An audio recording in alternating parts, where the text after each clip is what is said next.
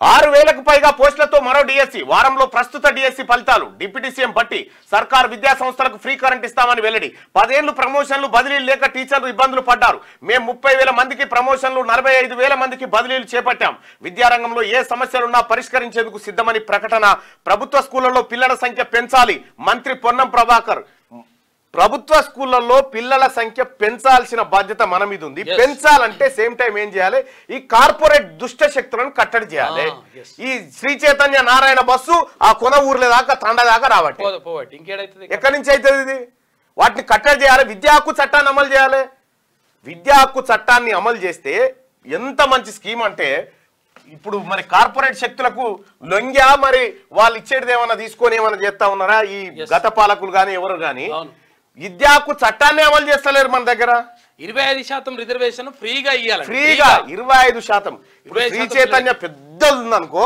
దాంట్లో 25% అంటే 500 సీట్లు ఉంటే దాదాపుగా 125 సీట్లు ఫ్రీగా పేదోళ్ళ పిల్లలకి ఇవ్వాలన్నట్టు ఇవ్వాలని రూల్ ఉంది అది విద్యా హక్కు చట్టమే చెప్తుంది అది విద్యా హక్కు చట్టం 2009 చెప్తుంది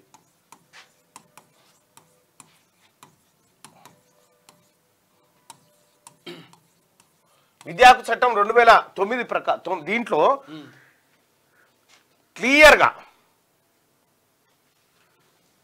25% 1000 ఉంటే 250 సీట్లు ఫ్రీ ప్రైవేట్ బళ్ళల్లో కూడా ప్రైవేట్ కార్పొరేట్ బళ్ళల్లో కూడా 25% సీట్లను ఫ్రీగా పేద పిల్లలకి ఇవ్వాలి పేద పిల్లలకు ఫ్రీగా ఇవ్వాలి ఎవరు ఇస్తలేరు ఇప్పుడు పేద పిల్లలకు ఫ్రీగా ఇవ్వాలి ఇక్కడ ఒక పిల్లగాని పేరు మీద దాదాపు ఏడాదికో 1,00,000 గుంస్తాడు అనుకుంటా ఎక్కడ 1,00,000 1 లక్ష ఇంట్లో 500 మంది పిల్లలు ఉంటే ఒక స్కూల్లో 125 మందికి ఫ్రీగా ఇవ్వాలి అంటే 1,25,00,000 రూపాయలు పేద పిల్లలు కట్టకునేం కాదు వాడు అదే స్థాయిలో విద్య నేర్చుకోవచ్చు పేదోడు పిల్లలు నిజంగా కార్పొరేట్ బాగుంటది అనుకుంటే ఈ 25% మళ్ళా కార్పొరేట్ కాలేజీ ముంచరు కేంద్ర ప్రభుత్వం ఇస్తుంది మళ్ళీ ఇలా పైసలు కేంద్ర ప్రభుత్వం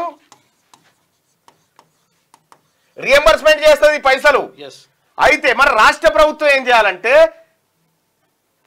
ప్రైవేట్ స్కూల్ ఫీజుల రెగ్యులేటరీ కమిటీ ఏదైతే ఉంటుందో ఇగో శ్రీ చైతన్యలో 1 నుంచి 5వ తరగతి వరకు గిన్ని పైసలు తీసుకోవాలి అని పెట్టాలి 2,000 రూపాయలు తీసుకోవాలని పెట్టిరు అనుకో ఇప్పుడు దీన్ని బట్టి కేంద్ర ప్రభుత్వం బడ్జెట్ ఇస్తుంది అన్నట్టు అయితే రాష్ట్ర ప్రభుత్వం ఈ లెక్క చెప్తలేదు ఇక ఈ ఫీజుల నియంత్రణకు సంబంధించి ఫీజులు ఎంత ఉండాలని లెక్క చెప్తలేదు ఎందుకు చెప్తలేదు అంటే ఈ శ్రీ చైతన్య నారాయణ సంస్థలు లేకపోతే ఇంకా పెద్ద పెద్ద కార్పొరేట్ సంస్థలు ఏం చేస్తాయంటే రాజకీయ నాయకులకు పైసలు ఇస్తాయి రాజకీయ నాయకులకు పైసలు ఇస్తాయి పైసలు ఇచ్చి ఇగో ఇట్లా 1,000 కోట్ల రూపాయలు పేద పిల్లలకు దక్కాల్సినటువంటి సొమ్మును అప్పనంగా కొట్టేసుకుపోతా ఉన్నాయి ఇక ఇంకా ఒకటైతే నేను చెప్తా ఉన్నా ఈ విద్యా హక్కు చట్టాన్ని అమలు చేయకపోతే మరి దాడులే అయితే ఏమైతే తెలియదు పేద ప్రజలందరూ కూడా పోయి దాడులు చేసే పరిస్థితి ఆ పరిస్థితి తెచ్చుకోకండి ఇక్కడ వేరే చోట్ల వేరే రాష్ట్రాలలో 9 రాష్ట్రాల్లో విద్యా హక్కు చట్టం అమలు అవుతా ఉంది ఇక్కడ ఎందుకు అమలు అవుతలేదు విద్యా హక్కు చట్టం అమలు కావాలి అమలు అయితేనే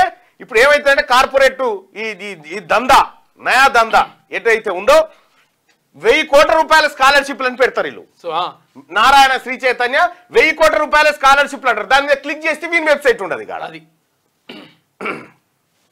ఇంత పెద్ద దందా నడుస్తా ఉంది దయచేసి విద్యా హక్కు చట్టాన్ని అమలు చేయాలి ప్రజలారా అమలు చేస్తేనే మన పిల్లలకు పేద పిల్లలకు నిజంగా వెనకబడ్డ పిల్లలకైతే వాస్తవానికి మీరు గొప్ప అని భావిస్తున్న వాటిలో చదువుకోవచ్చు అప్పుడు ఏమైతుంది ఇందులో ఇస్తే ఇక ఈ శ్రీ చైతన్య దుకాణం బంద్ అవుతుంది నారాయణ దుకాణం బంద్ అవుతుంది అప్పుడు పిల్లలంతా ప్రభుత్వ పాఠశాలకు కన్వర్ట్ అవుతారు గొప్పగా ఉంటాయి ప్రభుత్వ పాఠశాలలు ఇది చేయకుండా మనం ఎన్ని దుకాణాలు తెరిచినా ఎంత ముచ్చట్లు చెప్పినా ఏం లాభం లేదు ఇది కుల్లా ప్రభుత్వ పాఠశాలల్లో సదుపాయాలు మెరుగుపరచాలి తర్వాత వీళ్ళ పని చేయాలి ఏమైందంటే అంటే అసలు యాక్చువల్గా విషయం ఏంటంటే ఇప్పుడున్న ప్రభుత్వానికి కూడా తెలవాలి గత ప్రభుత్వంలో ఉన్నటువంటి కొంతమంది మంత్రులుగా పనిచేసిన వాళ్ళు తర్వాత వీళ్ళందరూ అనుయాయులు ఉంటారు కదా వాళ్ళందరూ శ్రీ చైతన్య నారాయణలో షేర్ తీసుకున్నారట షేర్ తీసుకొని విద్యార్థి సంఘాలు వెళ్తే కూడా వాళ్ళ మీద రకరకాల కేసులు పెట్టేసి ఇబ్బందులు పెట్టి ఇవన్నీ చేసిండ్రు పిల్లలు చచ్చిపోతే కూడా కనీసం పట్టించుకోలే కాబట్టి మీరు మద్దతు వీళ్ళ పని చేస్తాను చేయాలి వీళ్ళ పని చేస్తాను నేను 100%.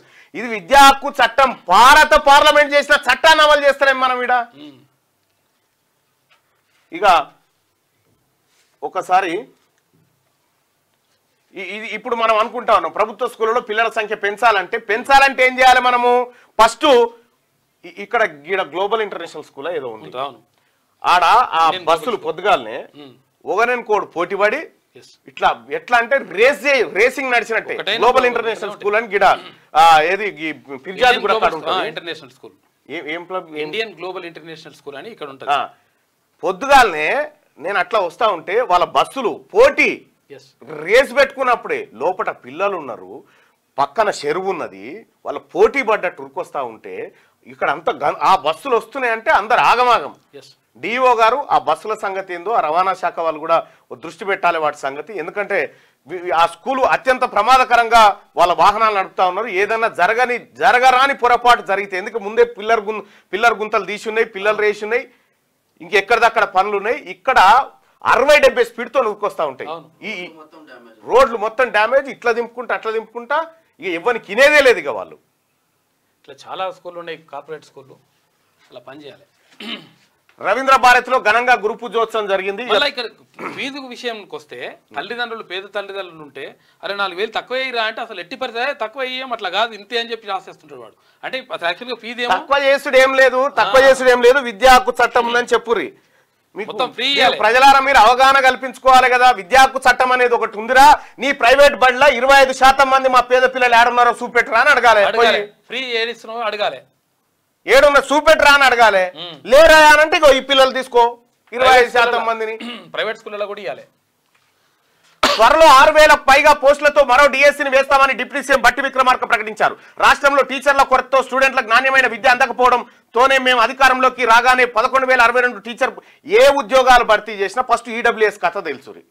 ఈడబ్ల్యూఎస్ లో ఇక్కడ బీసీలకు దక్కాల్సినటువంటి వాటా దక్కకుండా 100% రిజర్వేషన్ ఉంటే అందులో ఎస్సీ, ఎస్టీ, బీసీ మైనార్టీ వీళ్ళకి 50% రిజర్వేషన్ పోయిన తర్వాత మిగిలిన 50%లో 10% ఇచ్చి ఇయ్యాలి ఒకవేళ ఇచ్చినా కూడా. కానీ ఇది కూడా తప్పే. 100కి కేవలం 1 లేదా 2 పోస్టులు రావాల్సినటువంటి ఈడబ్ల్యూఎస్ కి ఇవాళ 100కి 10 పోస్టులు వస్తా ఉంటే ఈ పేద బిడ్డలకు దక్కాల్సినటువంటి ఈ ఉద్యోగాలు అటుపోతా ఉన్నాయి. ఈ సంగతి తెలుసాలి. ఇప్పుడు భర్తీ చేసుకున్నప్పుడు మళ్ళీ 30 ఏళ్ల తర్వాత. రాష్ట్రంలో టీచర్ల కొరతతో స్టూడెంట్లకు నాణ్యమైన విద్య అందకపోవడంతోనే మేము అధికారంలోకి రాగానే 11,062 టీచర్ పోస్టుల భర్తీకి నోటిఫికేషన్ ఇచ్చాం. వారంలో ఆ డిఎస్సీ ఫలితాలు కూడా ఇవ్వబోతున్నాం అని వెల్లడించారు. టీచర్ పోస్టుల భర్తీకి మరో డిఎస్సీ నోటిఫికేషన్ ఇచ్చేందుకు ప్రభుత్వం ప్రణాళికలు సిద్ధం చేసిందని తెలిపారు. గురువారం హైదరాబాద్ రవీంద్ర భారత్ లో జరిగిన గురు పూజోత్సవ కార్యక్రమంలో డిప్యూటీ సీఎం బట్టి విక్రమార్క మాట్లాడారు. రాష్ట్రంలోని సర్కార్ విద్యా సంస్థలకు ఉచిత విద్యుత్ అందిస్తున్నట్టు వెల్లడించారు. దీనికి సంబంధించిన జీవో 20ని సభలో చదివి వినిపించారు. సర్కార్ నిర్ణయంతో రాష్ట్రంలో 27,862 ప్రభుత్వ విద్యా సంస్థలకు ప్రయోజనం చేకూరుతుందన్నారు. 27,862 ప్రభుత్వ విద్యా సంస్థలు ఉన్నాయి కదా, ఇందులో బాత్రూమ్లు లేని పాఠశాలలు ఎన్ని ఉండొచ్చు, ఇందులో టాయిలెట్స్ లేని ఎన్ని ఉండొచ్చు, ఇందులో క్రీడా ప్రాంగణాలు లేని ఎన్ని ఉండొచ్చు, వసతుల ల్యాబ్స్ లేని ఎన్ని ఉండొచ్చు, బెంచీలు లేని ఎన్ని ఉండొచ్చు, అసలు టీచర్లు లేని పాఠశాలలు ఎన్ని ఉండొచ్చు. నిజంగా విద్యా సంస్థలకు గనుక మన ప్రభుత్వం పెద్దపీటేసి ప్రభుత్వాన్ని కాపాడాలంటే బడ్జెట్ లో పెట్టాల్సిన పైసలు ఎక్కువ పెట్టాలి. పైసలు ఎక్కువ పెట్టి కేటాయింపులు ఎక్కువ పెట్టి నిధులు ఖర్చు పెడితే మన చిత్తశుద్ధి అక్కడి నుంచి స్టార్ట్ అవుతుంది.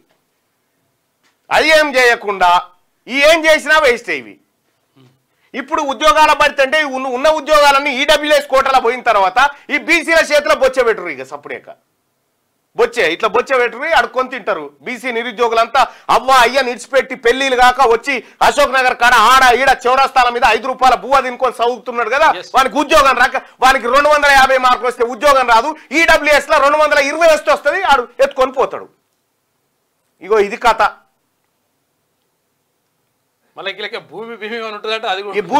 ఇంటికి వచ్చే భూమి లేదు, ఏం లేదు, అదే ట్రాక్టర్ పని మీద కూలిపోవాలి. ఇవాళ బీసీబీలో ఉన్నటువంటి గౌడ్లకు, యాదవులకు, ఈ బీసీబీలో ఉన్నటువంటి బీసీలో ఉన్నటువంటి ముదిరాజులు, మున్నూరు కాపులు, పద్మశాలీలు, గౌడులు వీళ్ళు ఎవరికైనా ఉద్యోగాలు వచ్చే పరిస్థితి ఉందా? వీళ్ళు ఓపెన్ కాంపిటీషన్ తో వీళ్ళు పోటీ పడే పరిస్థితి ఉంది. ఏం ఆరక్షణ ఉంది వీళ్ళకు? భారత రాజ్యాంగం మొత్తం కొలాప్స్ చేసిరు కదా ఉద్యోగాలల్లా. ఆఖరికి ఐఏఎస్ ఉద్యోగానికి పోటీ పెడితే కూడా సరిగా రానటువంటి ఎంత సార్ ఒకసారి నేను లెక్కలు చెప్తా పట్టిగా.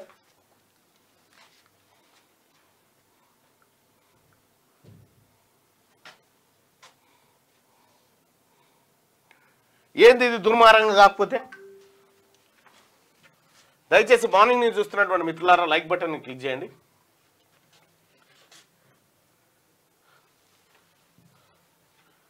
అరే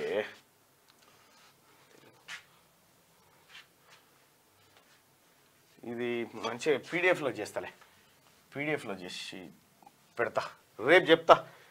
ఎవరి లెక్కేంది అనేది రేపు చెప్తా, రేపు చూద్దురులే మీరు. దయచేసి సోదరులారా, ఎంత దుర్మార్గమైన కార్యక్రమాలు జరుగుతూ ఉన్నాయంటే వీటిని ఎదుర్కోకపోతే వీటి గురించి ప్రైవేట్ స్కూల్ అయితే అడగొచ్చు అన్న అంటే బరాబర్ అడగొచ్చు. నువ్వు అడుగుపోయి నిన్న ఎవడేమైనా అంటీడికి రా, ఎవడేమైనా అంటీడికి రా, నేను చూసుకుంటా.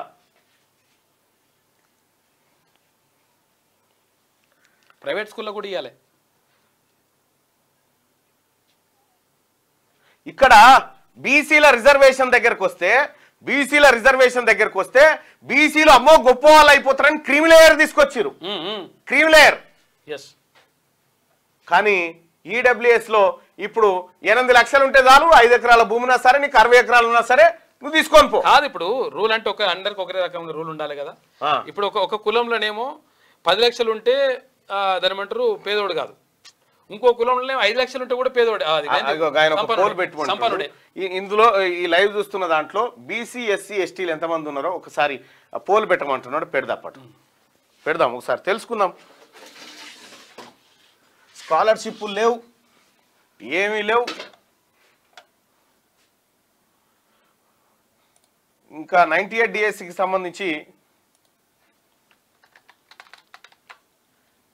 ఎలాంటి సమాచారం రాలేదు.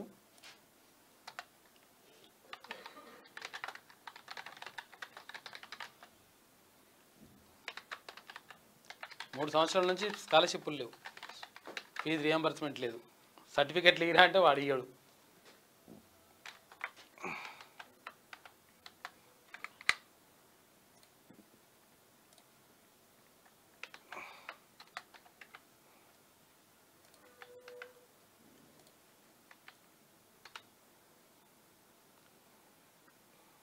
ఫీజు రియంబర్స్మెంట్ ఇస్తా అన్నారు, మరి చూడాలి. గవర్నమెంట్ ఇస్తా అని చెప్పింది, 1 టైం సెటిల్మెంట్ చేస్తానన్నారు, చేస్తే సంతోషం. అది రైట్. ఒకసారి ఈ లైవ్ చూస్తున్న మిత్రులారా, మీరు ఏ కేటగిరీ వరకు వస్తారో ఒకసారి మీరు పోలింగ్లో పాల్గొనండి. అలాగే ఈ లైక్ బటన్ కూడా క్లిక్ చేయండి మిత్రులారా.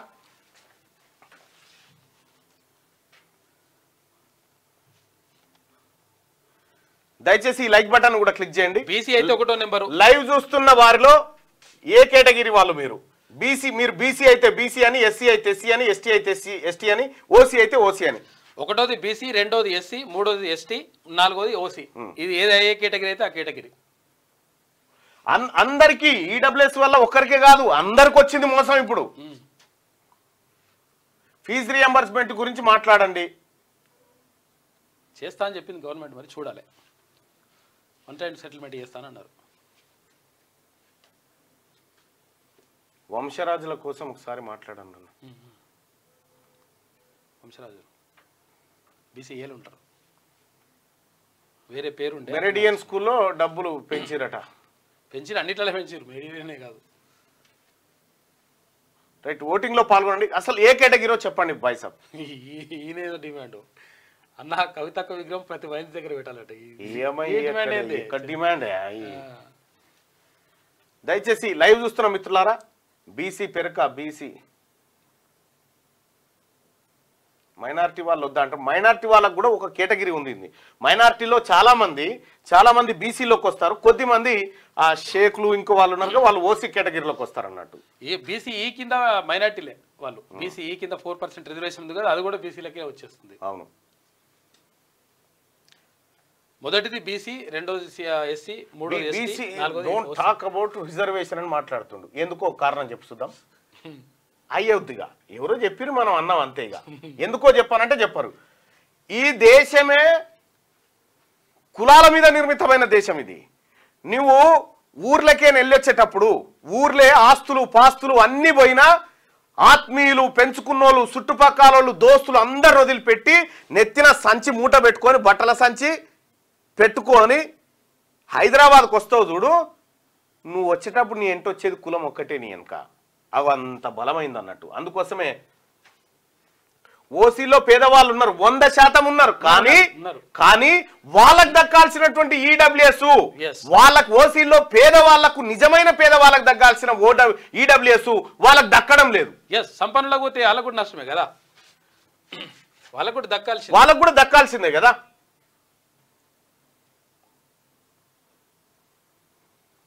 రైట్. నేనైతే బీసీ 60% మంది బీసీ ప్రజలు ఈ లైవ్ చూస్తా ఉన్నారు. 60% మంది, 20% మంది ఎస్సీ బిడ్డలు చూస్తా ఉన్నారు, ఎస్టీ బిడ్డలు 10% మంది చూస్తా ఉన్నారు, ఓసీ 10% మంది చూస్తా ఉన్నారు. ఇప్పుడు 2000 ఓటింగ్ జరిగింది. ఇంకా మరి కాసేపట్లో ఆ సంఖ్య ఎట్లుంటుంది అనేది చూద్దాం. ఇంతమంది 60% మెజారిటీ ప్రజలు ఉన్నటువంటి బీసీల హక్కుల కోసం నేను మాట్లాడకపోతే మరి ఇంకెవరు మాట్లాడతారు? 100కి 60% ఓట్లు అగలే కదా, బీసీలే కదా.